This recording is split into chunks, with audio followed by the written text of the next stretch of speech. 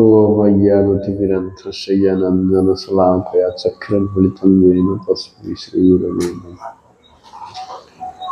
नामश्रेष्ठं नमोऽपि सच्पुत्रमत्र स्वरूपं रूपं तस्याग्रजं रूपरीं माथुरीं दुष्टवाटिनं राधाकुण्डं गिरिवरमहो राधिका माधवासं प्राप्तस्य पतितकृपया श्रीगुरुं तं नतोऽस्मि।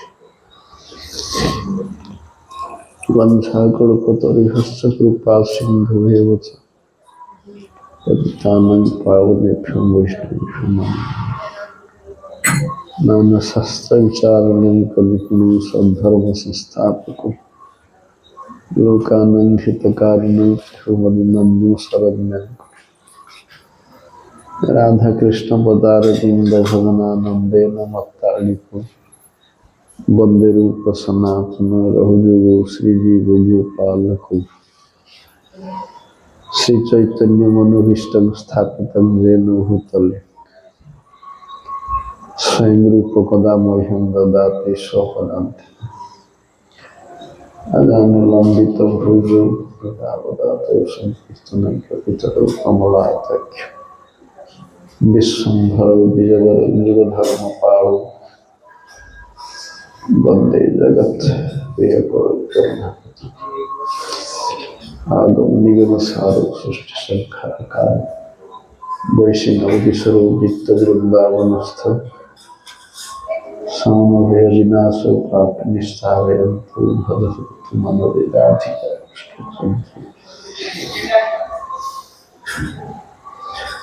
जगदानंद कंदाय अमृताहराय च निवासाय जगन्नाथाय नमस्ते नरसिंहाय परभागाय हिरण्यकशिपूर्वक्षुश्राटंगनखाय तमाधिदेवं करुणानिधानं तमावतार अपार संसार समुद्र से भजामहे वृंदाय तुलसीदेवी प्रियाय केशवस्य कृष्ण भक्ति पदे देवी सत्यवती नारायणं नमस्कृत्य नरं चैव नरोत्तमं देवीं सरस्वतीं व्यासं ततो जयमुदीरयेत्। जय श्री कृष्ण चैतन्य प्रभु नित्यानंद श्री अद्वैत गदाधर शिवासादि गौर भक्तवृंद। हरे कृष्ण कृष्ण कृष्ण हरे हरे हरे राम राम राम। सर्वादौ मध्य गुरुपाद पद्मो नितला प्रविष्टो मुष्टिपाद अष्टोत्तर श्री श्रीमद् भक्ति वैभव पुरी गोस्वामी महाराज चरण कमल अनंतवार दंडवत प्रणति पूर्वक तद्य हईते की कृपा कामना गुरु भ्राता वृंद वैष्णव मंडली सज्जन मंडली मातृमंडली समस्त यथा निजे प्रणाम।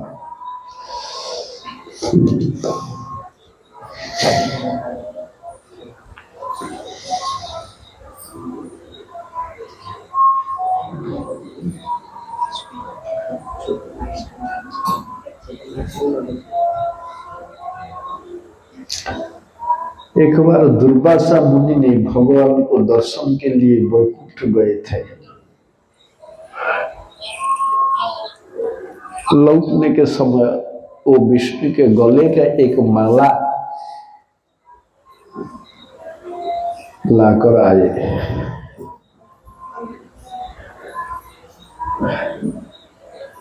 रास्ते में वापस आने के समय उन्होंने इंद्र को देखा। इंद्र ऐरावत हस्ती ऊपर बैठकर आ रहा है। वो तो देवराज है,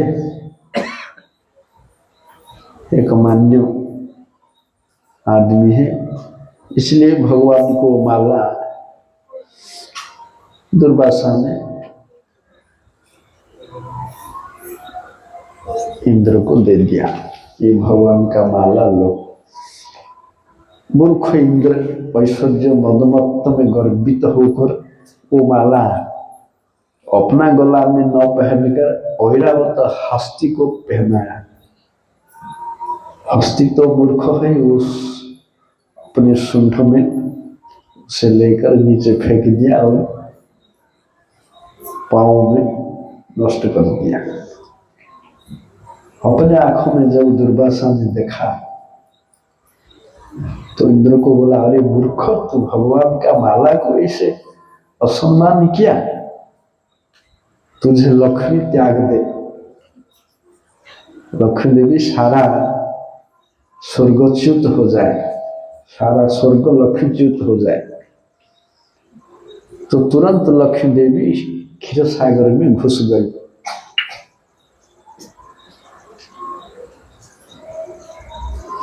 दुर्वासा के साप के कारण,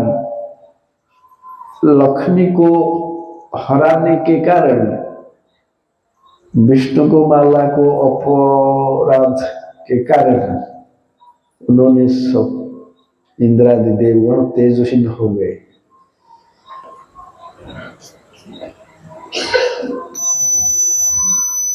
तो जब असुरों ने देखा जब भी देवताओं का प्रतिकूल समय है, वो अतर्कित आक्रमण किया देवताओं के ऊपर। आक्रमण करके उनको सब ज्यादा मार मारा, घायल कर दिया। उसके बाद देवताओं ने ब्रह्मा के पास जाकर फरियाद हुए, प्रभु जी ऐसे ऐसे हुए, क्या करेंगे?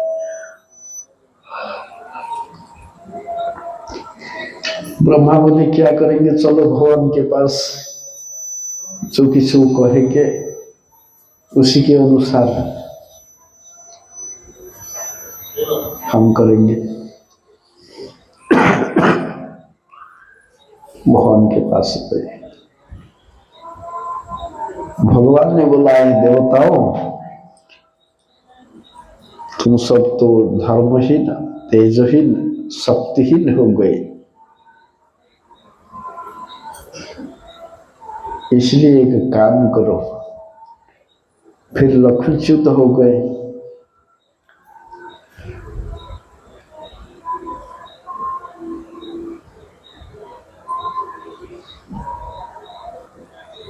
इस संसार में जितना पेड़ पौधा लता पत्ता सब लाकर मेरा क्षीर सागर में डालो, जितना है संसार में सब डालो यहाँ। उसको मंथन करेंगे हम। मंथन करने से अमृत निकलेगा। अमृत खाकर तुमने शक्तिशाली शक्तिमान हो जाएंगे, परंतु तुमने अकेले क्या नहीं कर सकते, असुरों का साहाय्य लेना चाहिए। वो तो तुम्हारा प्रतिपक्ष है, इसलिए सर्प मूषिक न्याय में उनके साथ कॉम्प्रोमाइज करो। जैसे सर्प मूषिक के साथ, चूहा चूहा के साथ, सांप चूहा के साथ जैसे कॉम्प्रोमाइज किया था, वो क्या है, एक घर में एक काठ का बक्स था, लकड़ी का बक्स, वहां कुछ कपड़ा थे, एक चूहा वहां घुस गया था, वो कट कट करके काट रहा था।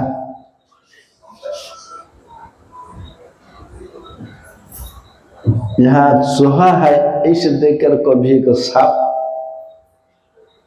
अंदर घुसा खाने के लिए।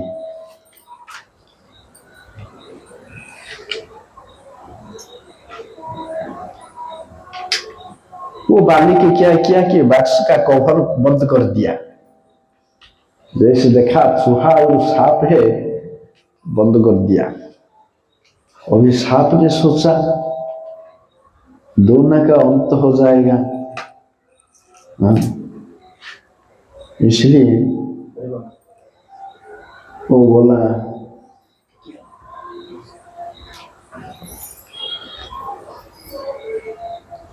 क्या करना है अभी, वो चूहा के साथ दोस्ती बनाया। चूहा को बोला, वो सांप को, चूहा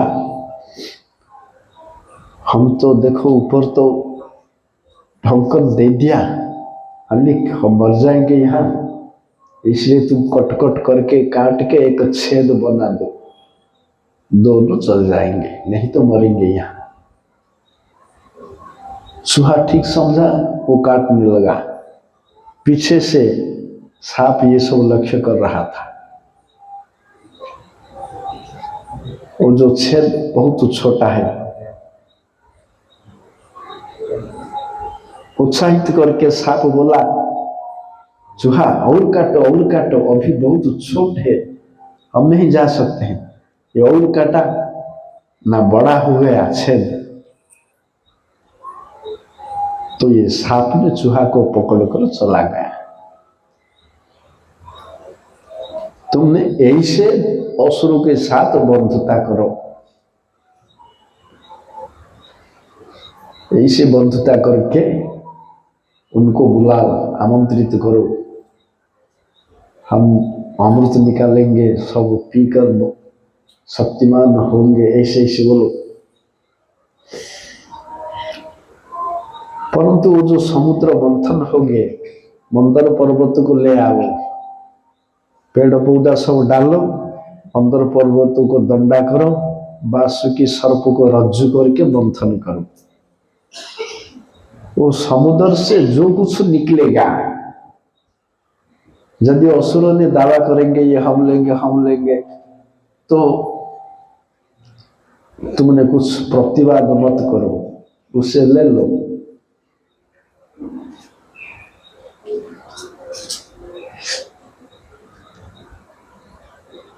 तो इंद्रादि देवगण असुरों के पास गए।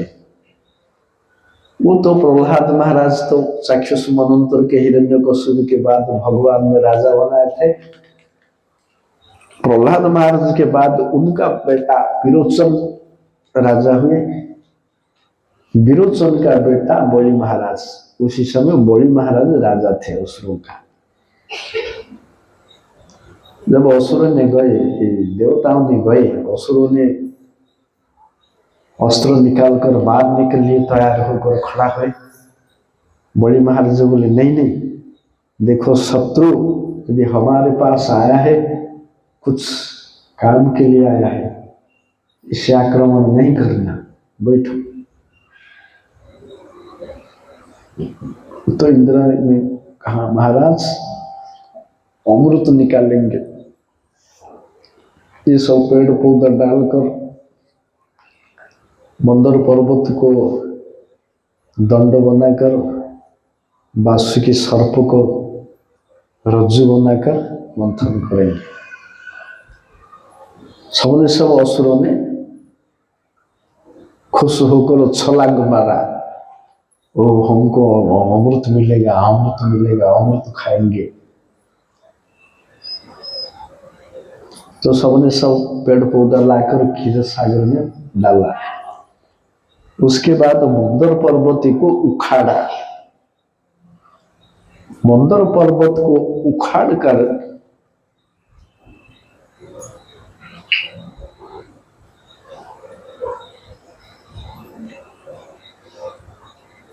लाया। मंदर पर्वत बहुत भारी थे, वो 80,000 माइल ऊंचाई है।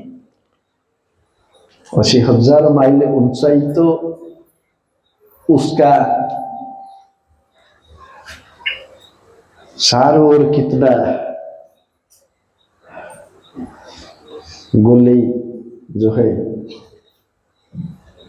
आयतन भी इतना ज्यादा है। वो फिर सोने का पर्वत, सोना पत्थर से ज्यादा भारी होता है, इसलिए देवताओं ने असुरों ने मिलके लाते लाते रास्ते में गिरा दिया। और ये पर्वत की संधि में कितना असुर देवता मर गए। उसके बाद भगवान आए, वो पर्वत को उठाकर करोड़ों के ऊपर रख के क्षीर सागर को गए, उन मरा हुआ सबको बचा दिया।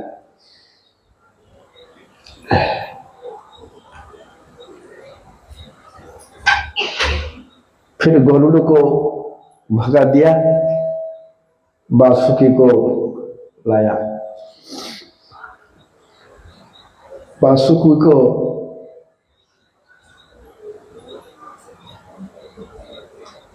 मंदर पर्वत के चारों ओर लगा दिया, परंतु वो तो क्षीर सागर में डूब गया।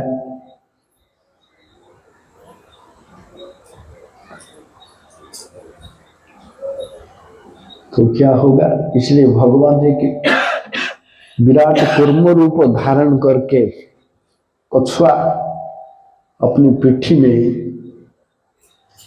उठाकर ऊपर उठे।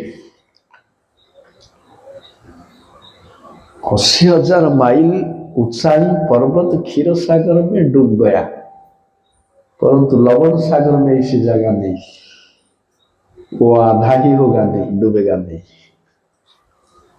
क्षीर लवण सागर के 32 गुण बड़ा क्षीर सागर। तो भगवान ने भी उतना बड़ा रूप धारण करके उठाया। जो पर्वत 80,000 माइल ऊंचाई, उनका सर्कमफेरेंस कितना है?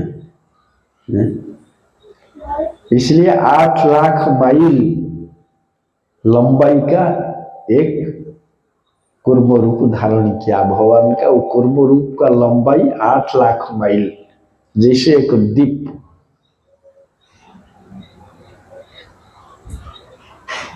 ठीक है, उठाया, परंतु वो तो पर्वत हिलने लगा, ऊपर से कुछ वेट होना चाहिए। तो भगवान विराट रूप धारण करके शिखर में बैठा, भारसाम्य देने के लिए। जैसे से कूर्म, ऊपर से विराट रूप। अच्छा, फिर चतुर्भुज रूप धारण करके देवताओं को लेकर वासुकी के मुख की ओर गए।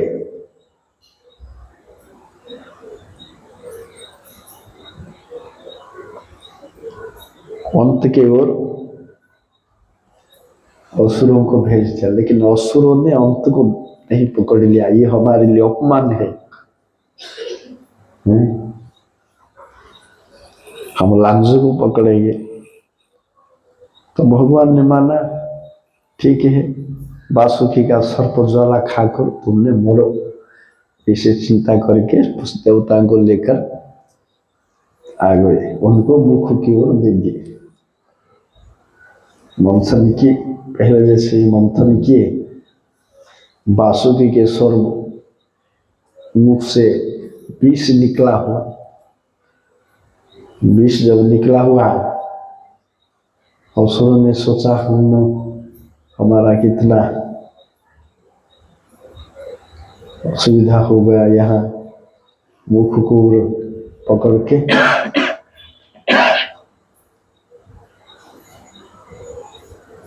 तो भगवान ने क्या किया? हाँ, चतुर्भुज रूप होकर देवताओं को लेकर मंथन किया। मंथन करते करते क्षीर सागर में जो पेड़ पौधा डाला था, वो सब रिएक्शन होकर कुछ टॉनिक होगा। अमृत मतलब कुछ टॉनिक है। इसलिए पहले ये जो मेडिसिन बन रहा था, उनका वर्जित वस्तु हड़ाहड़ विष के रूप में निकल गए, काला होकर विष के रूप। तो भगवान ने बोला, चलो शिव जी के पास, उन्हें बुलाओ। शिव जी के पास गए, शिव जाकर उसे पान किया। तो फिर मंथन किया। फिर मंथन करके पहले सुरभि गाय निकला। हाँ, भगवान ने अभी किया सत्वगुण को देवताओं में, रजगुण को असुरों में, तमोगुण को वासुकी में आविष्ट करके शक्तिशाली बनाकर मंथन करने लगे। मंथन जोर शोर से लगा।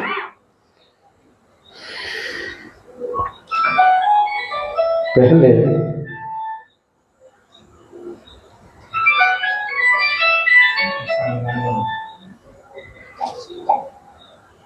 सुरभि गाय निकला। सुरभि गाय कौन लेगा? उसे मुनि ऋषियों को दे दिया गया। उन्होंने दूध से घी निकालकर यज्ञ करेंगे, होम करेंगे, ये सब करेंगे, इसलिए वो गाय उनको दे दिया।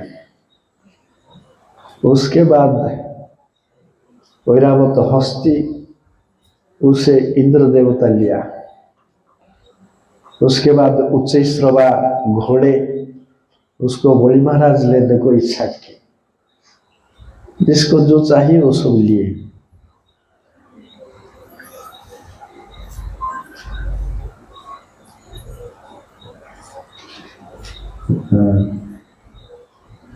उसके बाद और कितना वस्तु निकला।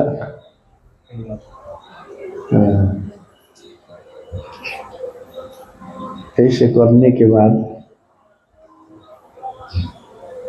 लक्ष्मी जी निकले। तो लक्ष्मी तो हमारा अभिप्राय है, लक्ष्मी जी को लेकर इंद्र ने अभिषेक किया, स्नान किया और समर्पित किया, श्रृंगार किया, स्तंभ किया। लक्ष्मी देवी ने तुष्ट हुए। तुष्ट होकर अपना साथी ढूंढते ढूंढते किसी को भी पसंद नहीं की, परंतु विष्णु के हृदय में ही रहा। उसके बाद मदिरा के अधिष्ठात्री देवी वारुणी निकले। वो सब अप्सराओं ने लिया। अप्सराओं ने निकले, वो सब अप्सराओं ने लिया। कल्प वृक्ष निकला, वो स्वर्ग को गया।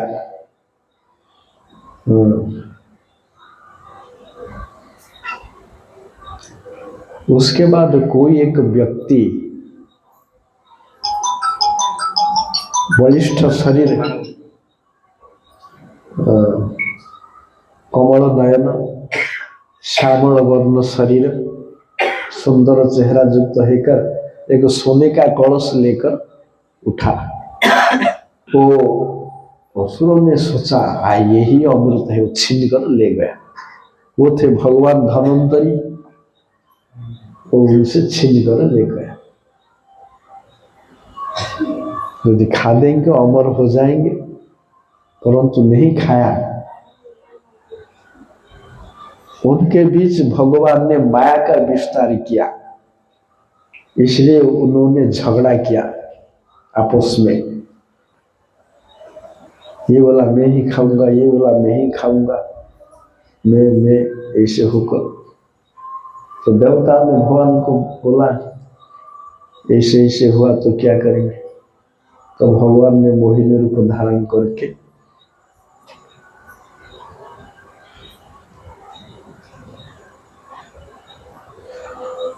असुरों के पास आया।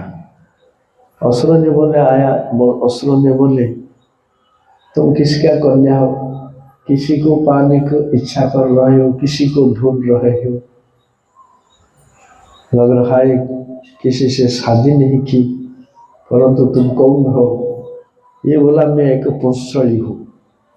पुंसड़ी मतलब बारंगना, वेश्या।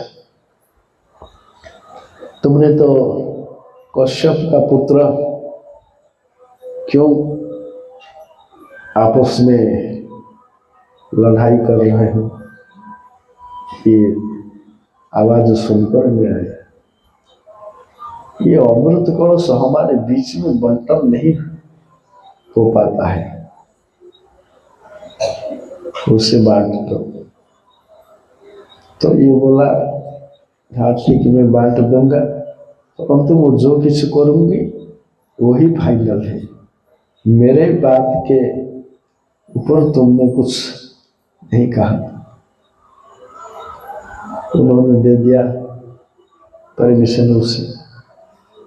तो मोहिनी देवी ने देवदानों को भेजा समुद्र को स्नान करने के लिए। स्नान करके आए, 2 लाइन में बिठाया, पहले देवताओं के बीच परिवेशन किया। उन्होंने व्याकुल हो गए, परिवेशन करते करते यदि खत्म हो जाए तो हमारे लिए कुछ नहीं बचेगा, क्या करेंगे, हम तो कंडीशन है। तो उनसे एक असुर था, वो जाकर छिपकर सूर्य और चंद्रमा के बीच बैठा। तो उसका कप में अमृत डाल दिया भगवान ने, लेकिन दोनों जान लिया प्रभु जी ये राहु है। तत्क्षणात चक्र जाकर सिर को काट दिया। तो सिर अमर होगा, वो घड़ नष्ट हो गया। उसके बाद ब्रह्मा ने उसे ग्रह की मर्यादा दिया। उसी दिन से प्रतिशोध परायण होकर राहु ने डेली चंद्रमा और सूर्य को निगलने के लिए जा रहा था अभी तक। परंतु वो जाने के समय क्षीर सागर से जब सुदर्शन चक्र चल जाता है, वो 48 मिनट से ज्यादा न रहकर लौट आता है। वहां डेली मतलब यहाँ 1 साल में एक बार ग्रहण और पराग होता है। तो भगवान ने ये सब बांट कर अपना चतुर्भुज रूप को प्रकट कर गरुड़ ऊपर के बैठकर चला गए। तो असुरों ने दिखा रही विष्णु मोहिनी रूप धर के मोहिनी होकर हमको प्रवंचना किया। तो उन्होंने ज्यादा घुसा होकर देवताओं के ऊपर कूद पड़े लड़ाई करने के लिए। वो लोमहर्षण युद्ध हुआ दोनों के बीच। देवता ने तो अमृत पा गए थे, उन्होंने ज्यादा असुरों को मारने लगे। इंद्र का वज्रबाण में बड़ी महाराज भी मर गए थे, बड़ी महाराज का सिर कट गया और कितना कितना सब मर गए।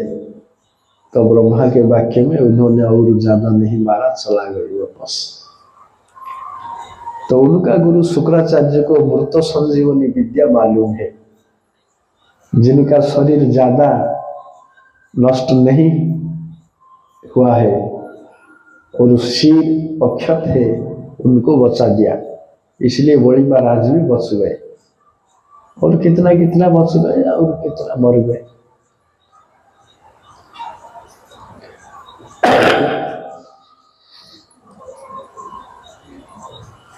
इसलिए शुक्राचार्य का ये साहाଯ୍य को हृदय में रखकर बड़ी महाराज असुरों ने भृगुवंशीय ब्राह्मणों को ज्यादा सम्मान करके पूजा किया, क्योंकि प्राण बचाए। गुरु को सेवा ज्यादा किया। वो ब्राह्मणों ने अपने ब्रह्म तेज में असुरों को पुष्ट कर दिया। उसके बाद बड़ी महाराज ने एक यज्ञ किया, विश्वजित यज्ञ, विश्व को जय करने के लिए।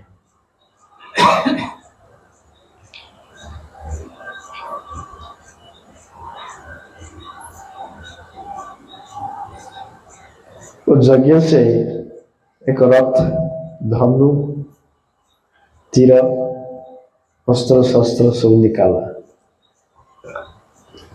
तब देवलोक को आक्रमण करने के लिए जाएंगे। इसलिए जाने के समय शुक्राचार्य ने एक शंख दिया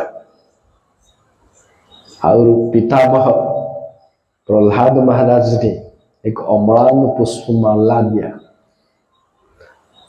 वो सब धारण करके ब्रह्म तेज में पुष्ट होकर भृगुवंशी ब्राह्मणों का विराट महासागर तुल्य सेना बाहिनी लेकर देव लोक की ओर चल पड़े। तो इंद्र ने भयभीत होकर देखा, वो हम तो मार गए थे इन लोगों को सब, इन्होंने बचकर इतना तेजमय होकर कहां से आए। वो आंखों में दर्शन नहीं कर सकते, इतना तेजमय। गुरुदेव बृहस्पति को बोला, गुरुदेव अभी क्या करना है? उन्होंने इस तेजमय होकर आ रहा है, स्वर्ग को कौन रक्षा करेगा? बृहस्पति बोला, मैं तुमको नहीं रक्षा कर सकता। गुरुदेव ने असामर्थ्य प्रकाश किया। वो बोला, तुम छोड़ो, स्वर्ग छोड़कर चल जाओ, और कोई दूसरा रास्ता है ही नहीं। क्यों? अभी बड़ी महाराज असुरों ने भृगुवंशी ब्राह्मणों का ज्यादा तेज में पुष्ट है, किंतु तुम्हारा नहीं। उनका गुरु प्रीति गुरु सेवा तुमसे ज्यादा है। उनको गुरु को जितना सेवा करा है तुमने मुझे इतना नहीं, इसलिए रक्षा नहीं कर सकता, तुम चले जाओ। तो देवता में चला गए। बड़ी महाराज बिना प्रतिबंधक में अक्लेश में स्वर्ग राज्य को अधिकार किया।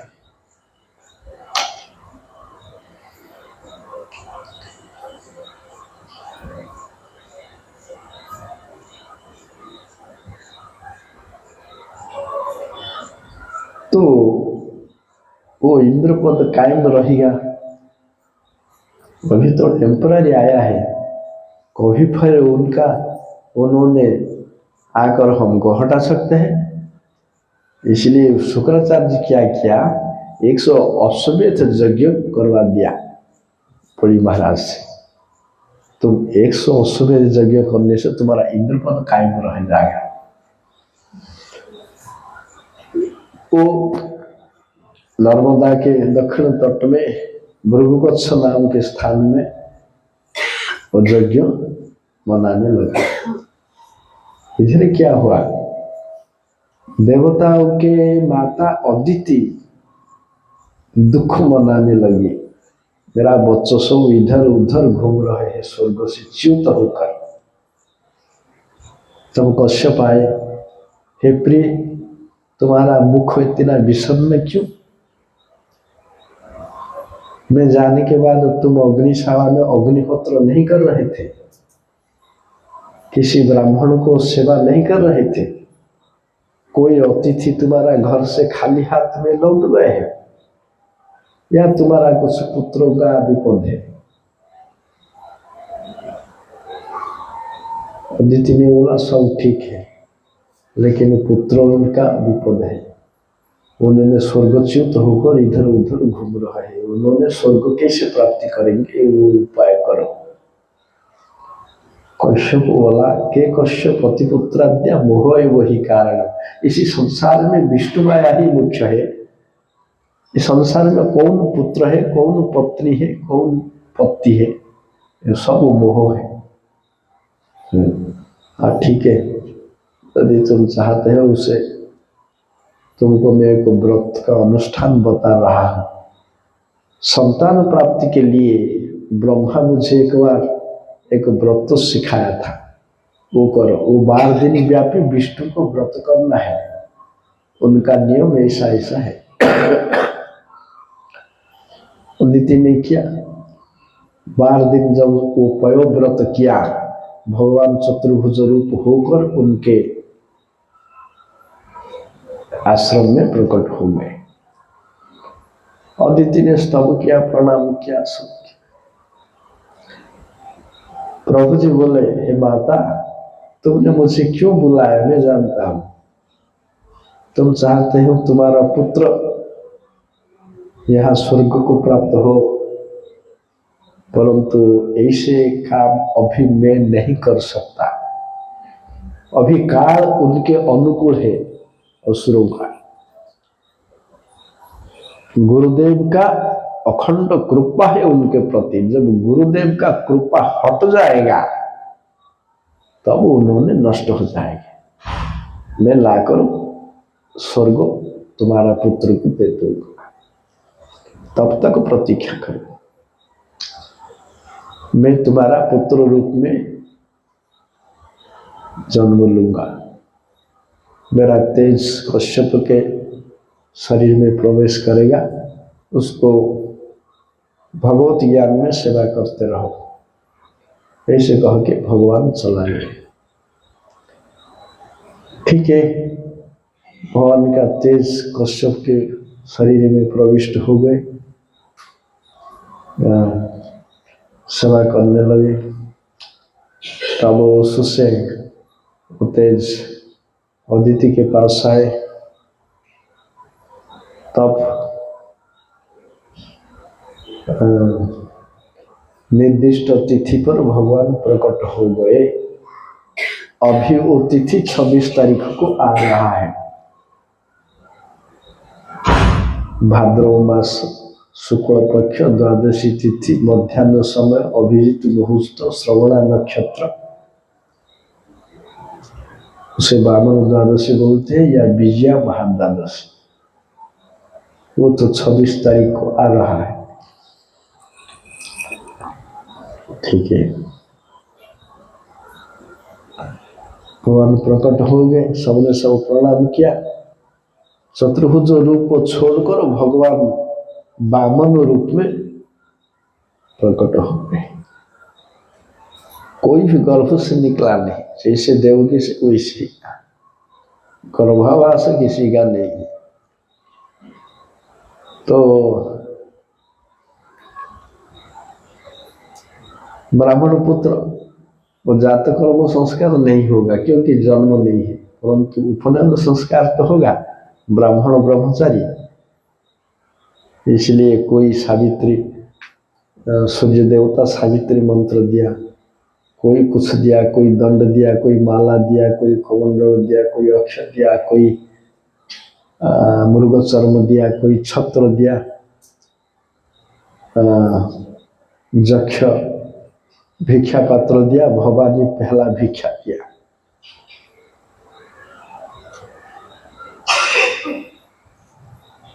ऐसे है कर अभी वो बड़ी महाराज को यज्ञों को जाने के लिए इच्छा प्रकट किए।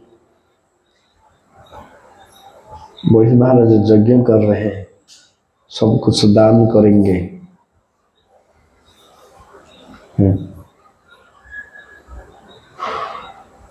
तो चला गए।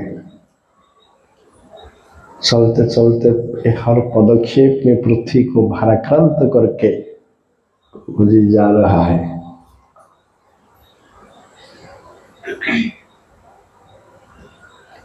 जो दूर से यज्ञशाला से शुक्राचार्य ब्राह्मणों ने, बड़ी महाराज ने, सबने सब देखा, ये कौन है? इतना तेजमय है सूर्यदेव या अग्निदेव, कौन आ रहा है? जब कुछ निकट आए, वामन रूप देख के सोचा वो थोड़ा सनत कुमार हो सके। सनत कुमार तो 5 साल उम्र का, परंतु सनत कुमार तो लंगा है। ये आ गए। बड़ी महाराज लाकर सम्मानित करके आसन देकर बैठाया, पाँव को धो दिया, पाँव का जल चरणामृत सारे परिवार के सदस्य के सिर में छिटा दिया।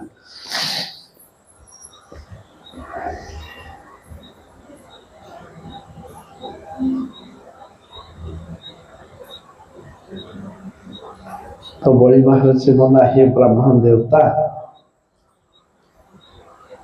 आपने किसी कारण यहाँ आए, कुछ चाहते हैं? क्या चाहते हैं? जो चाहिए बोलो, जो कुछ चाहिए। धेनु लेंगे, भूमि लेंगे, हाथी घोड़े और सोना, या ब्रह्मचारी होने के कारण गृहस्थ आश्रम के प्रवेश करने के लिए कन्या चाहिए, जो चाहिए वही महाराज देने के लिए प्रस्तुत है। भगवान ने बोला महाराज तुम्हारा वाक्य ठीक है, क्योंकि आपका वंश का मर्यादा ही ऐसी है। हिरण्यकश्यप जैसे वीर, प्रहलाद महाराज जैसे महाभागवत, विरोचन जैसे देवताओं को शरीर दान करने वाला तुम्हारा वंश में है, तो तुम्हारा उसी वंश में पैदा होकर तुम्हारा मुख में ये बात बोलना कोई असुंदर नहीं है। वो ठीक है, तुम्हारा शक्ति है देने के लिए, परंतु मैं नहीं चाहता हूँ जो कुछ। मैं एक आश्रम बनाने के लिए 3 पग जगह चाहता हूँ, भूमि मेरे पाँव में 3 पग। सबने सब हंसा। महाराज ने बोले तुम्हारा बुद्धि विकसित नहीं है, उतने लेकर क्या करोगे?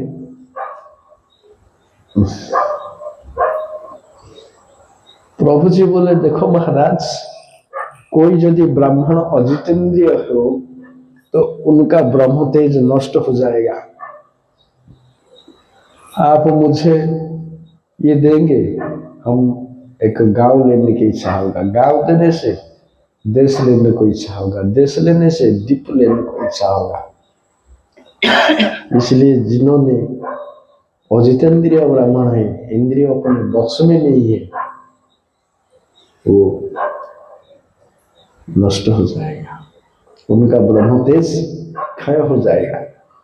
जो दृच्छा लाभ में संतुष्ट होना चाहिए, इसलिए मुझे दे दो, मैं जो चाहता हूँ उसे ही दे दो। मैं और ज्यादा लोभ मत पैदा करो। ठीक है दूंगा मैं, तो सत्य करो। पानी लाने के लिए गए तो इसी के बीच शुक्राचार्य ने बोला महाराज ये कौन है आपको मालूम? ये विष्णु है, ये विष्णु है। 3 पग भूमि के कारण सभी आपसे हर लेकर चल जाएगा, 2 पग में सब लग जाएगा, 3रा पग देने के लिए कुछ रहेगा ही नहीं। सत्य रक्षा नहीं कर सकते हो तुम, इसलिए मना कर दो। तुम तो ओंकार लगाकर सत्य नहीं किया है, इसे किया है, मना कर दो। नहीं नहीं झूठा बोलना अच्छा नहीं है, झूठ बोलने से पृथ्वी को बहुत भाराक्रांत होता है, पाप भी ज्यादा है। शुक्राचार्य ने बोला कुछ कामों के लिए झूठ बोलना पाप नहीं है, प्राण रक्षा करने के लिए, विवाह के कारण, परिहास के कारण, ये सब के लिए झूठ बोलना पाप नहीं है, तो मना कर दो। बड़े महाराज ने बोला गुरुदेव नहीं, ऐसे नहीं हो सकता। भगवान यदि कुछ मानने के लिए, कुछ लेने के लिए आया है, वो तो हो भाग्य का कथा है। लेकिन शुक्राचार्य ने बोला सर्वस्व विष्णु में दत्ता मूर्खवतिष्य से कथम, यदि सब तो विष्णु को दे दूंगा बचोगे कैसे? शास्त्र में इतना गोदान दिया, इतना स्वर्ण दान दिया, इतना हाथी दान दिया, ऐसे है, कहाँ भी लिखा हुआ नहीं ये सब दे दिया। कोई सब नहीं देता है, इसलिए ये तुम्हारा गलत है। ये 2 पग में सब ले जाएगा, 3रा पग के लिए कुछ अवशिष्ट रहेगा ही नहीं, तो क्या करोगे? तुम्हारा नरक गति होगा, सत्यच्युत होंगे।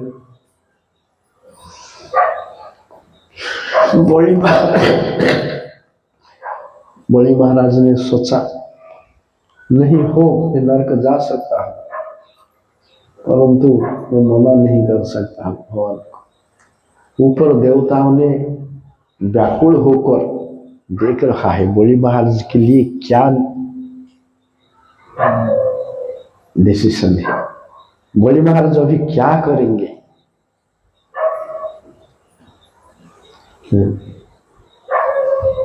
बलि महाराज अभी क्या करेंगे, परंतु बलि महाराज देने को इच्छा प्रकट की ही, इसलिए देवताओं ने शत्रु होकर भी पुष्प वृष्टि किया बलि महाराज के ऊपर।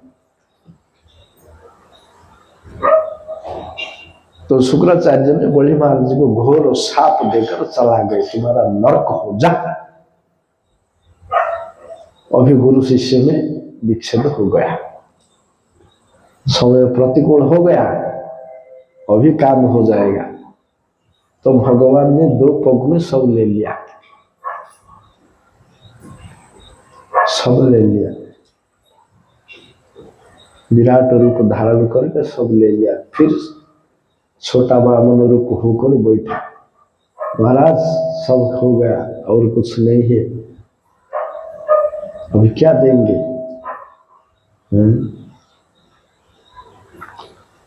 तो भगवान को उद्देश्य को लेकर गरुड़ ने बलि महाराज को नागपाश में बंधा। ब्रह्मा आए, प्रहलाद महाराज आए, बलि महाराज की पत्नी आए। बलि महाराज की पत्नी बोले, देखिए प्रभु, ये तो संसार में सब है आपका, परंतु ये बोल रहे हैं उनका अपना चीज आपको दे दिया, ये गलत है ना, इसलिए उनको बंधन ठीक है।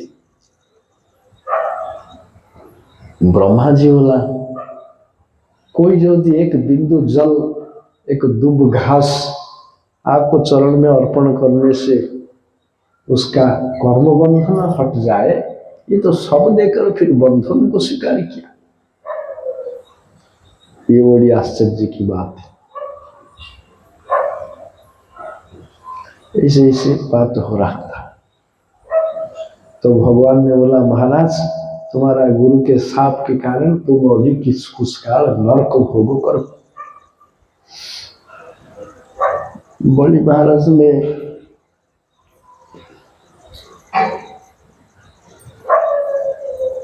दो पाव में सब दे दिया, लेकिन सत्यच्युत होया नहीं। वो बोला, प्रभु जी मेरा जो कुछ था वो सब चला गया, लेकिन मैं तो हूं, मुझसे ले लो। मैं और मेरा ये तो ही जीव का बंधन है, अहम ममेति। मेरा जो था वो सब चला गया, मुझे भी ले लो। तो आत्मनिवेदन होगा। तो अपना पांव बलि महाराज के सिर पर स्थापन किया। बोला, महाराज तुम सब दैत्य दानव को लेकर सुतल लोक को चले जाओ, वहां विपुल ऐश्वर्य मैं तुझे इंद्र से और दूंगा, वहां मैं तुम्हारा द्वारपाल होकर हमेशा रहूंगा, और ये मनंतर खत्म होने के बाद इंद्र से स्वर्ग लेकर तुमको दूंगा, क्योंकि तुम नेक्स्ट इंद्र होंगे, जेहेतु तुमने 100 यज्ञ किया, अश्वमेध यज्ञ, इसलिए नेक्स्ट इंद्र तुम बनोगे। अभी तुमसे लेकर मैं इंद्र को दे दूंगा। शुक्राचार्य को बोला, प्रभु जी शुक्राचार्य और जो कुछ है यज्ञ का बाकी वो सब फिनिश कर। शुक्राचार्य ने बोला, जितना है इनकम्प्लीट सब आपका नाम कीर्तन करने से पूर्ण हो जाएगा। सो इसे पूर्ण किया।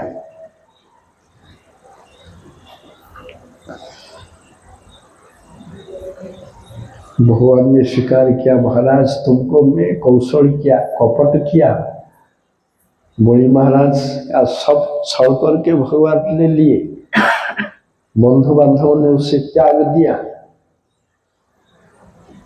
स्वर्गच्युत हो गए, क्षमताच्युत हो गए, फिर भी धर्मच्युत नहीं हुए।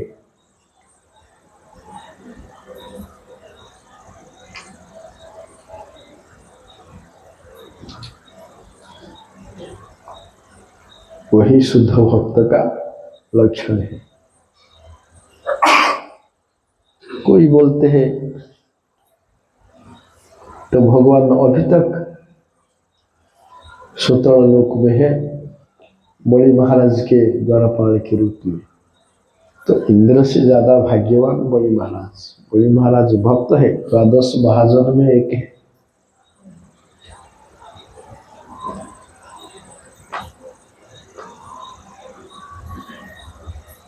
इसलिए भगवान ने बोला, महाराज तुमको कितना ने छल कपट किया, फिर भी तुमने कुछ हारा नहीं।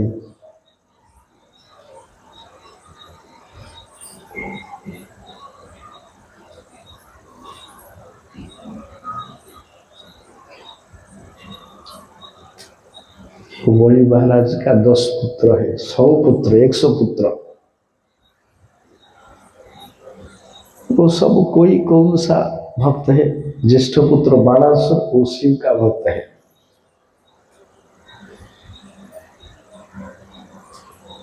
बाणासुर शोणितपुर में राजत्व कर रहा था कृष्ण के समय।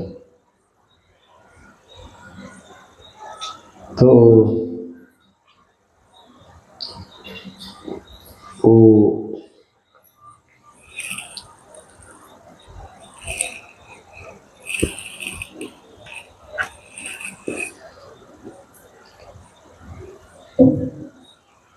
बाणासुर का एक कन्या थी उषा। उषा ने एक बार पार्वती जी से पूछी, मातो आप जैसे शिव जी के साथ विहार कर रहे हैं, मैं कब मेरे पति के साथ विहार करूंगा? इसे एक रात में, इसे एक तिथि में जिसको तुमने देखूंगा उसको तुम प्राप्त होंगे, वही तुम्हारा पति है। उसी दिन को प्रतीक्षा करने लगे। तो उषा ने उसी रात को एक राजपुत्र को दिखा, एक अनिंद्य सुंदर तेजदीप्त वरिष्ठ शरीर। उसके उनके साथ रमण किया, सारे राति भर के रति किया, आनंद भोग किया। परंतु बात में वो चला गया,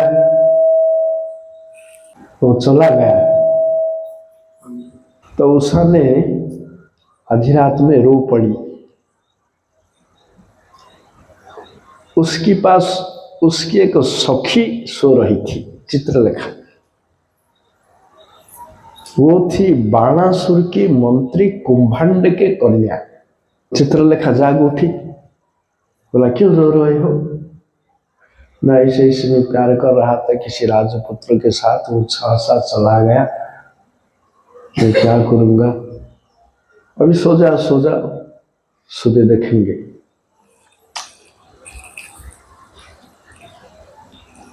वो तो दिन में भारत के जितना वंश है, क्षत्रिय वंश, कैकय वंश, हयहय वंश, पांचाल वंश, कौशल देश, हस्तिनापुर, जद्दू वंश, मगध, जितना है सब राजपुत्रों का फोटो लेकर दिखाया। ये सब रिजेक्ट किया। जदुवंशियों का फोटो देखा, मैं कृष्ण को देखा, मेरे पहले प्रद्युम्न को देखा, सिर्फ अनिरुद्ध को देखा, बोला हाँ ये है, वो उससे मिले रह जाता हूँ। वो तुरंत द्वारका जाकर अनिरुद्ध को उड़ाकर ले आए। अनिरुद्ध उषा के अंतपुर में रहकर, अनिरुद्ध भी वहां उषा को प्यार कर रहे थे। स्वप्न में दोनों दूसरों को प्यार कर रहे थे। तो जब मिल गए आमने सामने और कोई असुविधा नहीं रही, तो दोनों रमण करके वहां छिपा कर रहते थे। कुछ दिनों के बाद उस द्वारपालों को मालूम हो गया कि अंदर महल में कोई एक आदमी है। वो तुरंत बाणासुर को खबर दे दिया, तुम्हारा कन्या को दूषित कर दी कोई एक पुरुष। 4 बड़ी गार्ड लेकर तुरंत आए। वो देखा उषा अनिरुद्ध पसा खेल रहे हैं, बहुत सुंदर चेहरा, वीरत्व है, हृष्ट पुष्ट अंग है, फिर भी तो कन्या को दूषित कर दिया ना, पाप किया, इसलिए उनको आक्रमण किया। अनिरुद्ध भी युद्ध किया। अनिरुद्ध के वीरत्व युद्ध को बाणासुर ने प्रशंसा किया। दोनों के बीच इसे लड़ाई हो रहा है। उसके बाद बाणासुर ने अनिरुद्ध को नागपाश में बंधन करके अपने घर को ले गया। ये खबर नारद मुनि द्वारका में दे दिया कृष्ण को। द्वारका से कृष्ण बलराम 12 अक्षौहिणी सैन्य लेकर आए। बाणासुर तो शिव जी का भक्त है। शिव जी को तपस्या करके वो 1000 हाथ प्राप्त कर लिया था। 1000 हाथ में ड्रम बजाकर शिव जी का तांडव नृत्य में सहायता करती थी और शिव जी को अपने राज्य का रक्षक बना दिया था। तुम्हें मेरा राज्य का रक्षक है। एक दिन वो बोला, प्रभु जी इतना तो हाथ दिया, कुछ काम नहीं हो रहा है, शत्रु तो नहीं आ रहा है, अब बेकार है इतना हाथ। अरे बदमाश, हाथ लिया, फिर हाथ के लिया ऐसे दावा किया, जब तुम्हारा रथ का ध्वजा नीचे गिर जाएगी तो शत्रु तुम्हारा राज्य में घुसेगा। जब द्वारका जादव सेना आ गए तो रथ का ध्वजा गिर गया, वो शत्रु आ गए, इसलिए बाणासुर ने प्रस्तुत हो गया। इधर युद्ध हो गया। युद्ध होने का समय आ गया, इसलिए शिवजी अपने गणों कार्तिक, मयूर, गणेश सबको लेकर आए, क्योंकि वो दल का रक्षक है, अपना भक्त को रक्षा करेंगे। उधर से देव देवियों ने सब खड़ा होकर स्वर्ग अंतरिक्ष में हरिशंकर युद्ध देखने लगे। हरिहर युद्ध ये कोई सामान्य वस्तु नहीं है।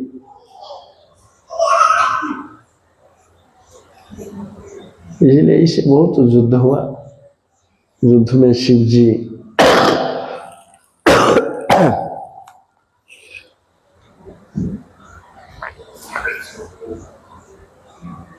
कृष्ण शिव जी के साथ, प्रद्युम्न कार्तिक के साथ, सात्यकी गणेश के साथ, जो कुछ उनके प्रतिद्वंदी के साथ लड़ाई करने लगे। वो कार्तिक गणेश सब छत्रभंग देकर चला गए।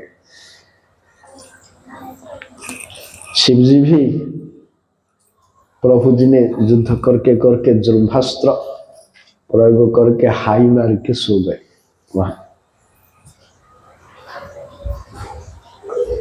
तो इधर बाणासुर के साथ युद्ध करने लगे। जब बाणासुर के साथ तीव्र युद्ध हुआ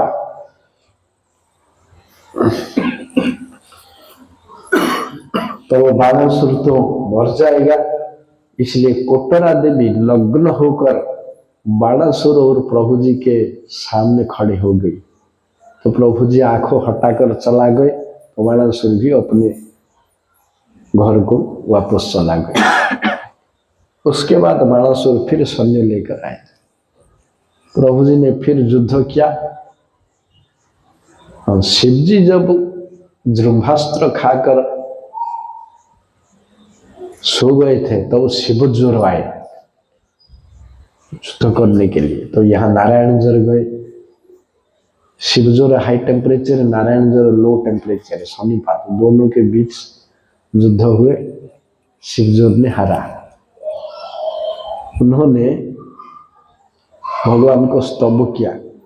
भगवान ने बोला तुम्हारा ये स्तव जो पाठ करेगा उनका जो कोई जोर को मैं हटा दूंगा।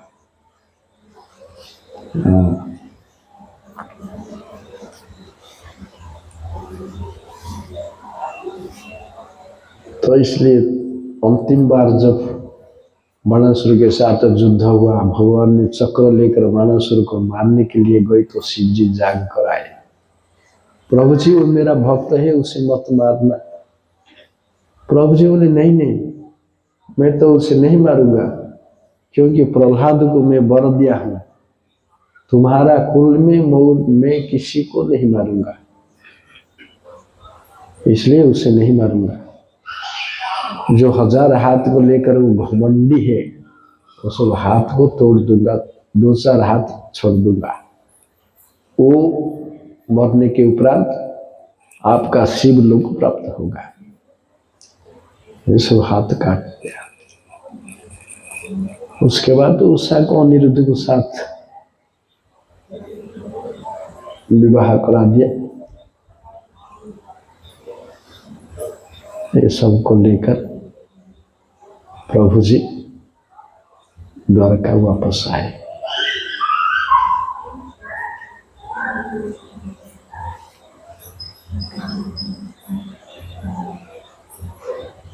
हर जगह पर कोई वैष्णव होने से उनका जो पुत्र भी वैष्णव होगा इससे कोई नियम नहीं है। देखो यहाँ अद्वैताचार्य का वंश में कितना नास्तिक बन गए। सीता देवी के जो पुत्र थे वो से तो थे अद्वैत का, लेकिन दूसरा पत्नी का जितना पुत्र है वो सब नास्तिक हो गए। वराहदेव का पुत्र है नरकासुर, परंतु असुर हो गया, भगवान का पुत्र हो गया। संग दोष होने से जीव का नष्ट हो जाता है। उग्रसेन तो वैष्णव है, कौन से क्यों नास्तिक हुआ? इसलिए श्रीदामा विप्र का चरित्र, भगवान का एक ब्राह्मण सहपाठी थे श्रीदामा। वो बचपन से संदीपनी के आश्रम में रहते थे, पाठ पढ़ते थे भगवान के साथ। वो खत्म होकर विद्या शिक्षा करने के बाद अपना घर को चला गए। सब भगवान जी ने गुरु जी का दक्षिणा दे दिया, देकर चला गए, ये भी चला गए।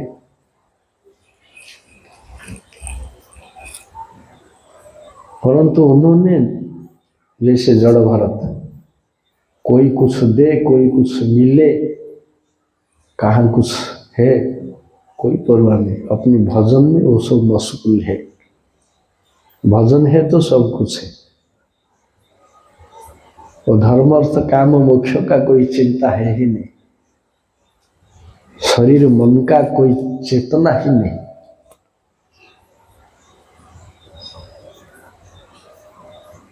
वैसे ही सीधामा विप्र, भरत तो विप्र थे, ये भी विप्र थे। भजन करते करते अपने गरीबी को नहीं समझ सकते हैं, नहीं अनुभव कर सकते। एक बार अपने पत्नी उनको खाने के लिए कुछ नहीं आयोजन कर सका। वो बोला पतिदेव आज कुछ नहीं है, क्या खाऊंगी?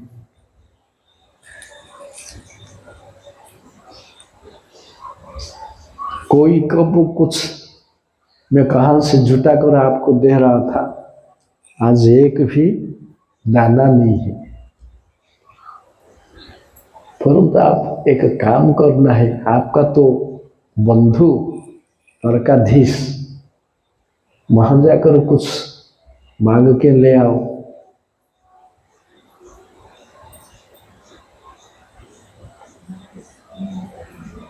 परंतु कुछ मांगने का इच्छा नहीं है। जैसे प्रहलाद जी को बल जांचने से प्रहलाद जी नहीं लिया, इसलिए वास्तव में जिन्होंने भजनानंद शुद्ध निष्कामी भक्त, उन्होंने भगवान से कुछ नहीं मांगते। भगवान तो खुद ही बोलते हैं जोग्य खेमन बहाम्याम।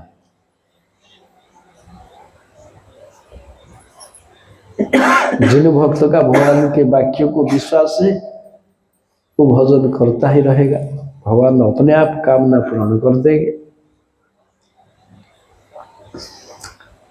तो परंतु जब पत्नी ने अनुरोध किया तो कृष्ण दर्शन को लालसा जाग उठी।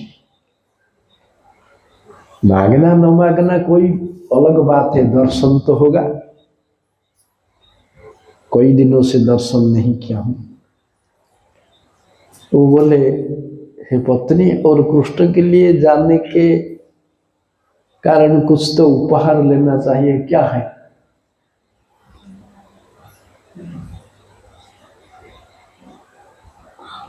वो कहां से कलेक्शन करके, उनको खाने को मिला नहीं था, परंतु 4 मुट्ठी चूड़ा लेकर एक टूटा फूटा कपड़ा में बांधकर कंधे में डालकर चला गए। जाते जाते द्वारका में पहुंच गए, परंतु वो जो प्रसाद है वो था रुक्मिणी देवी का प्रसाद। वो अंदर चला गए। पलंग में भगवान ने बैठ रहे थे, रुक्मिणी उनको चामर कर रहे थे व्यंजन। तुरंत भगवान ने जब देखा और सीधा में आ गए, तुरंत आ गए, उसको अभ्यर्थना करके अपना पलंग में बैठा दिया और पानी लेकर सोने की थाली में पांव धो दिया। वो पांव का जल अपने सिर पर छींटा लगाया।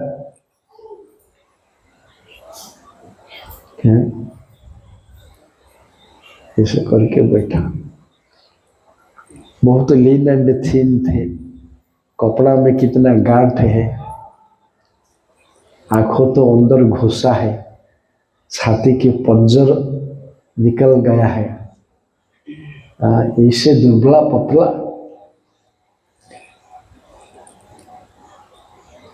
रुक्मिणी के सखियों ने बोलते हैं, ये कौन है, कहाँ है आया, इतना वीआईपी है, भगवान ने इतना उसे प्यार करते हैं। सीतामा के पास बैठकर भगवान ने बचपन का स्मृति को दोहराया। बोला, सीतामा, हम लोग तो गुरुकुल में थे, सब याद है?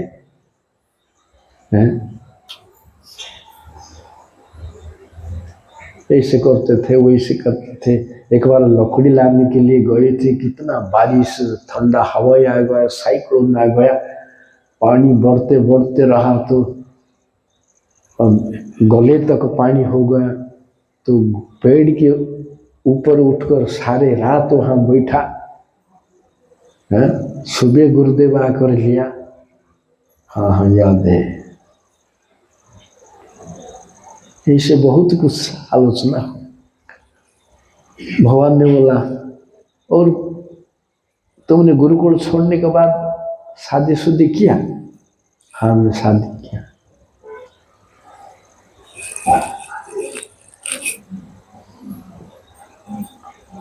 ऐसे बातचीत खत्म होने के बाद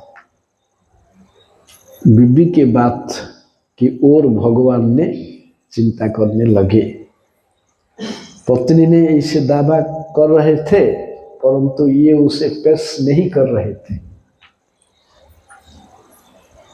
उसे दुर्बलता, सकाम भक्ति महाभागवतों का लक्ष्य नहीं है, वो सब निष्कामी थे, परंतु भगवान देना चाहते। बोला, बंधु, तुमने तो अपना घर से आया, मेरे लिए कुछ सुनाया है? इतना ऐश्वर्य वो द्वारका में लक्ष्मीपति को थोड़ा चुड़वा देंगे। फिर भी भगवान अभय देने के लिए कहा पत्रम पुष्पम फलम तोयम जो में भक्त्या प्रयच्छति, जैसा भी हो देने से मैं खुश हूं। फिर भी नहीं दे सकी। अपने आप जबरदस्त भगवान ने वो क्या है उठा लिया, उसे खुलकर देखा वो चूड़ा है। एक मुट्ठी खा लिया। दूसरा मुट्ठी खाने के लिए जब जा रहे थे तो रुक्मिणी ने वहां से उठी, हाँ, सखियों के बीच में वो सब देख रहे थे। सखियों ने बोले वो तो खा रहे हैं, तुम क्यों जा रहे हैं? नहीं नहीं, देखो सखियों ने, वो सब कच्चा चूड़ा है ना, ये खाने से पेट में दर्द होगा प्रभु का। प्रभु तो सुकुमार है। हाँ हाँ ठीक है, जो वो खाने का इच्छा मत करो। तो श्रीदामा को ये नहीं कर सकते। श्रीदामा यदि बोलेंगे वो तो खा रहा है, तुमने क्यों रोक रहे हो, चूड़ा रहा है ये हमारा लिए, वो तो गरीबी है, उसको उसे बोलना नहीं चाहिए। उसको बुलाइए, देखो श्रीदामा ये एक मुट्ठी भगवान ने खाया और 3 मुट्ठी प्रसाद है, ये 3 मुट्ठी चूड़ा हम खाने के लिए एक दाना भी हमको नहीं मेरा आएगा, मिलेगा हमको। इतना रानी दास दासी हूं। ठीक है वो माना, लेकिन भगवान को ऐसी युक्ति नहीं है। भगवान के लिए भगवान बोलेगा है क्यों मत रोक रहे हो।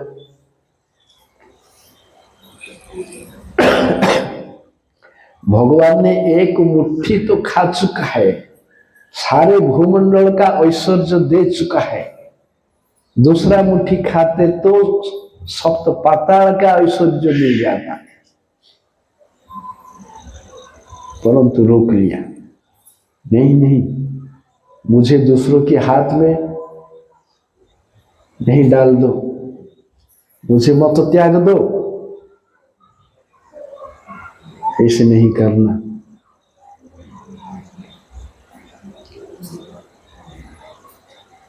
इसलिए हमेशा भगवान के अधीन ही लक्ष्मी है, लक्ष्मी के अधीन भगवान नहीं, कभी भी कहाँ भी। वो सो लक्ष्मी पुराण उड़ीसा में गलत है, सो बदमाश लिखा है। सब जैसे को नर नारी के तरह एक काल्पनिक तर्क करके अपराध मूलक लिखा है। इसे कितना प्रमाण है भागवत में। देखो ये तो लक्ष्मी से ज्यादा सीता है, सीता से ज्यादा रुक्मिणी है, रुक्मिणी डर रही है मुझे त्याग देंगे भगवान, और यदि ज्यादा खाएंगे उनके हाथ को मैं चल जाऊंगा। चतुर्थ स्कंद में पृथु महाराज अर्चन मार्ग में है। अर्चन के मूल गुरु है लक्ष्मी देवी वैकुंठ। मंदिर का विग्रह सेवा, विग्रह अर्चन ये लक्ष्मी देवी से शुरू हुई है। पृथु महाराज ने भगवान को पूछा, प्रभु जी मैं आपको सेवा करने से लक्ष्मी देवी कोप करेंगे क्या मुझे? नहीं नहीं, क्यों? आप अपने भक्तों का जितना कम सेवा हो उसे प्रेम में स्वीकार करते हो, जितना कम हो भक्तों का सेवा। दूसरी बात,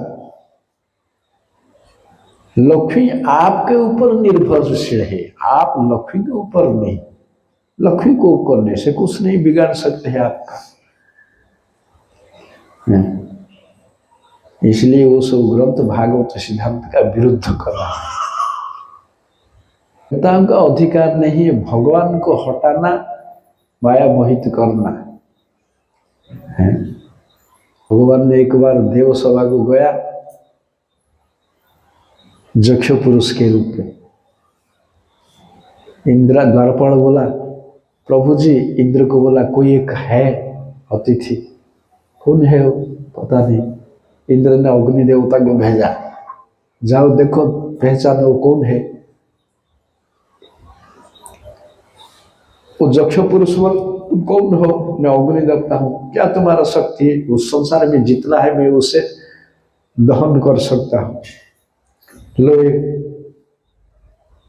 तृण को दहन करो। ये कुट्टे वो कितना तेज प्रकट करके लक्ष्य ये अग्नि देवता भस्म क्या करेंगे? काला भी नहीं पड़ा, काला भी नहीं पड़ा। तो लज्जित होकर देव सभा को चले गए। इंद्र जी बोले पहचाना नहीं? वायु को भेजा, वायु गया। भगवान ने बोला तुम कौन हो? मैं वायु देवता हूँ, सबको हटा सकता हूँ, मेरा तेज इतना बहुत है। तो ये तृण को हटा लो। ये तृण को कितना तेज प्रकट और के हटाएगा? कहाँ? हिला नहीं सकता, हिलेगा नहीं। वो भी लज्जित होकर चला आए। तो इंद्र खुद ही अपने गए। वो अतिथि वहां नहीं थी, परंतु देवी को देखा। माँ तो वो कौन आए थे तुमने देखा? वो तो विष्णु है। तुमने उसको भूल कर अपने आप का शक्ति को घमंड में आलोचना कर रहे थे, उनको त्याग करके तुम चले सकते हो? तो लक्ष्मी पुराण में कैसे कौन करेगा? जो भागवत पढ़ता है उसको नहीं मानेगा, उसको गलत है। इसलिए चित्रकेतु ने संकर्षण को कहा, प्रभु जी संसार में जो है आपके लिए सेवा है वही भागवत धर्म है, मूल धर्म है। और जितना तुम्हारा हमारा इसका उसका ये सब नकली धर्म है, ये धर्म नहीं है। इसलिए प्रभुपाद ने कहते हैं पृथ्वी में धर्म नाम जत कथा चले, भागवत कहे सब परिपूर्ण छड़े। एक ही भगवान को सेवा को छोड़कर और जितना जो कुछ सेवा है वो सब छल धर्म है। उनका कोई प्रतिष्ठा नहीं है, उनका कोई काम नहीं, आवश्यकता नहीं।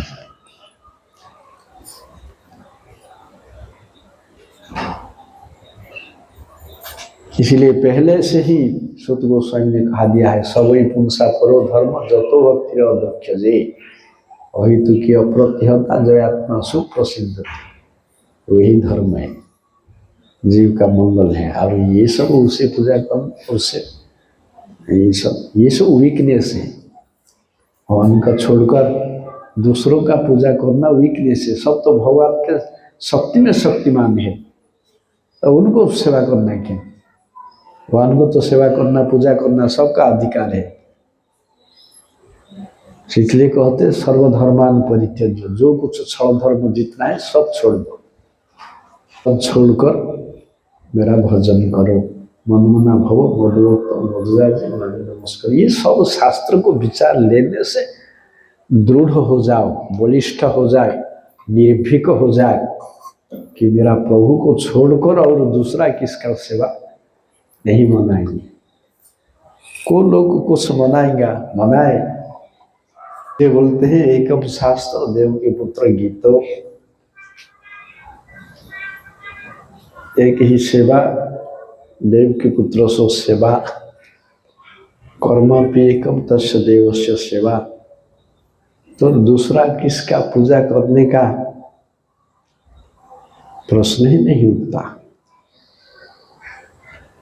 वो तो सबका मालिक है। सो निसंदेह होकर उनका शरणागति हो। यो ये देवता का पूजा कर रहा है, भूत प्रेत का पूजा कर रहा है, करे मरे, हम वह नहीं करेंगे।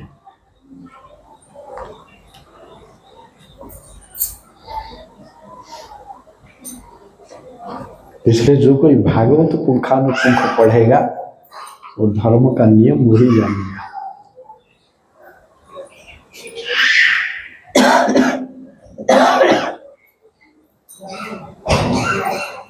श्री रामा ने क्या किया, जड़ भरत ने क्या किया, उन्होंने थोड़ी लक्ष्मी की उपासना की कुछ पाने के लिए? कुछ नहीं। भगवान यदि तुष्ट हो तो दे देंगे सब। श्री रामा को कौन दिया? अपने आप दिया।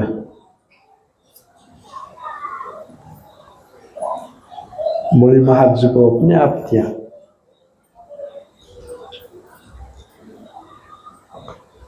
काल में बोल रहा था महाप्रभु जी ने श्रीवास पंडित को, क्या बोला? लक्ष्मी जी कहा अभी भीख मांग ले, तुम्हारा घर में अभाव नहीं होगा। मतलब ये भगवान का पावर है। जब नृसिंह रूप को देखा लक्ष्मी ने, तब क्या करेंगे, संतुष्ट क्या करेंगे, सामने नहीं आ सकी है? तो उसे मोहित कैसे कर सकते हैं? ये संभव नहीं। लक्ष्मी को पूजा करने से तुमको लक्ष्मी नहीं मिलेगी, चाहे जितने पूजा करो लक्ष्मी नहीं मिलेगी। यदि तुम विष्णु का पूजक नहीं हो, वैष्णव नहीं हो, वैष्णव के घर में लक्ष्मी का कोई काम है ही नहीं। भगीरथ वैष्णव, इसलिए गंगा जी ने दर्शन दिया। पहला पीढ़ियों को दर्शन नहीं दिया क्योंकि उन्होंने अवैष्णव थे।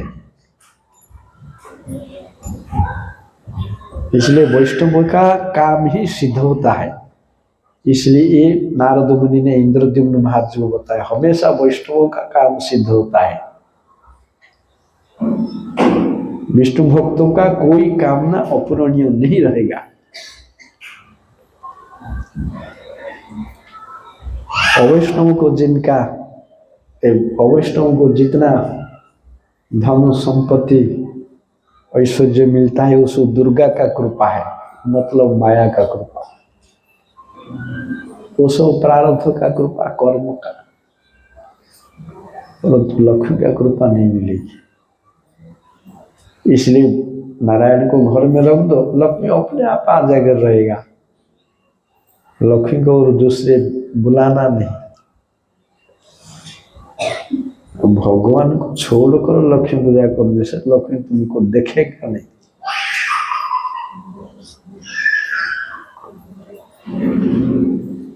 इसलिए हमेशा शास्त्र के सिद्धांत ढूंढो। देखो शास्त्र क्या बोलते हैं। किसी भी अंधविश्वास के सहारा मत लो, दुर्बलता के।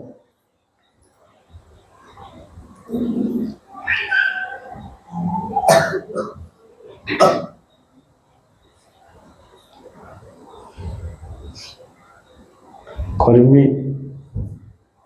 भगवान बोलते हैं ये कर्मियों ने, ज्ञानियों ने, जोगियों ने मुझे जो अर्पण करते हैं मैं पाँव में लेता हूँ, मेरा चरण कमल में।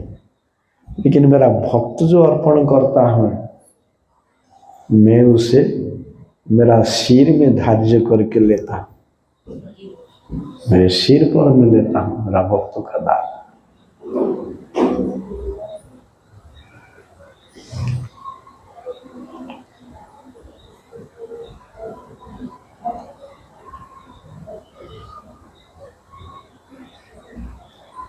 क्योंकि भगवान तो भक्त वत्सल है, वो कर्मी वत्सल नहीं है, ज्ञानी वत्सल नहीं है, जोगी वत्सल नहीं है। ऐसा कोई शब्द है ही नहीं कहाँ भी। कर्मी वत्सल, जोगी वत्सल, ज्ञानी वत्सल। भक्तों को प्यार करते हैं, इसलिए भक्तों को मानते हैं, भक्तों का कामना पूर्ण करते हैं।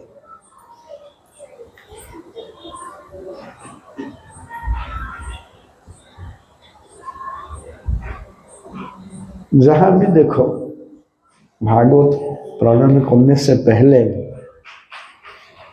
व्यासदेव ने जो जो ग्रंथ में जो जो वर्णना किया था, वो यज्ञ करो, होम करो, पितृपुरुष का श्राद्ध करो, ये देवता पूजा करो, वो देवता पूजा करो, ये सब निषिद्ध आचरण सब वर्णना किया था, इसलिए वो खुद ही असंतुष्ट थे। परंतु विष्णु पूजा के ऊपर गुरुत्व नहीं दिया था। नारद मुनि बोला ये तो काक तीर्थ है, लोग इसे पढ़ने से और साधुओं का बात नहीं मानेंगे।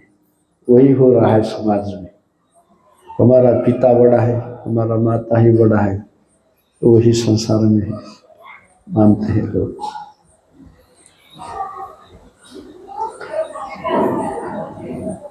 वो सब भागवत जब उदय हुए, भागवत तो सूर्य, भागवत को सूर्य बताते, भागवत जब सूर्य उदय हुआ और सब फीका पड़ गए, सब शास्त्रों का एक्सपायरी हो गया, उन शास्त्रों का प्राधान्य कहीं नहीं रहा, इसलिए उन्होंने असंतुष्ट थे। नारद मुनि ने उनका दोष दिखलाया, ऐसे ऐसे तुमने किया है, परंतु ऐसे नहीं किया है। वो द्वारकाधीश का वर्णना, मथुरा नाथ का वर्णना सब था शास्त्र में, परंतु नंदनंदन का वर्णना कहीं नहीं था। वो लीला, ब्रज लीला, वो सब गौण रूप में था। तो भागवत का सिद्धांत तो अंतिम सिद्धांत है, वो समझने में बहुत कठिन है।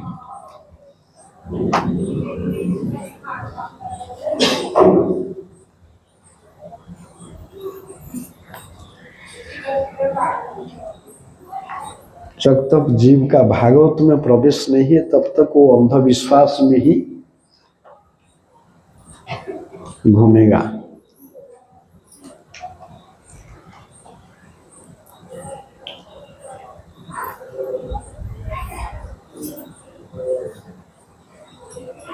जैसा भी हो, भक्त भगवान का संग करना ही चाहिए। भागवत क्या है? भक्त भगवान का लीला के वर्णन ग्रंथ, शुद्ध भक्तों का लीला और कहाँ भी नहीं है। वो दूसरों सब शास्त्र में धर्म अर्थ काम मुख्य है, जिसका कोई प्रतिष्ठा है ही नहीं। मूर्ख लोगों के लिए वो सब विभ्रांत करने वाला।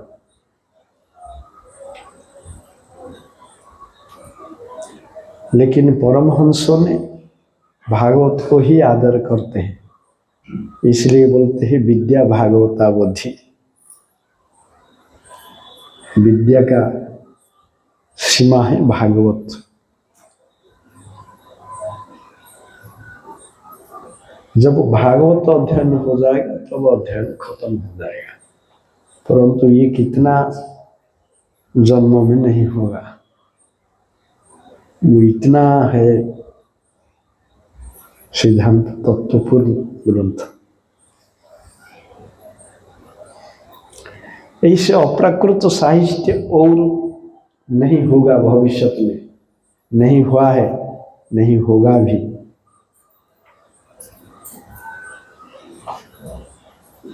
भागवत ऐसे कोई सामान्य ग्रंथ नहीं। रात ज्यादा हो गया, सब लोग यहाँ ही विश्राम देंगे।